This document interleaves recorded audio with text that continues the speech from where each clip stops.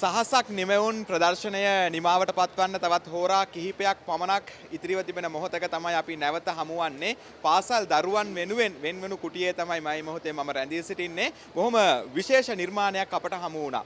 මේ පාසල් දරුවෝ දෙදෙනෙක් එකතු වෙලා තමන්ගේ ප්‍රදේශයේ තිබෙන අඩුපාඩු හඳුනාගෙන ඒ සඳහා විසඳුම් ලබා දෙන්න තමයි මේ නිර්මාණය කරලා තිබෙන්නේ. බදුල්ල ප්‍රදේශය අපි වගා කරන්නේ කඳු ආශ්‍රිතව. ඒ කියන්නේ නුවරඑළිය ප්‍රදේශයේ කඳු ආශ්‍රිතව වගා කරන්නේ. මේ යනවන දියුම්පත් එකට තමයි අපිට යන්න පුළුවන් උපරිම විශාලම වාහනේ. ඒ කියන්නේ බරක් දාගෙන යන්න පුළුවන් වාහනේ.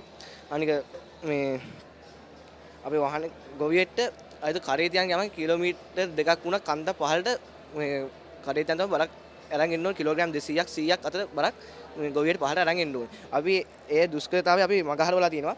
මෙතන කිලෝග්‍රෑම් 100ක බරක් පිටිපස්ස අපි ටේරයක් හයි කරනවා. එතන කිලෝග්‍රෑම් 150ක බරක් දාලා කිලෝග්‍රෑම් 250ක බරක් හරිද අංශක 60ක උනක් කන්දක් මේ බයික් එකට යන්න පුළුවන්. අපිට මේක හදන්න ගියේ 50000ක මුදලක්.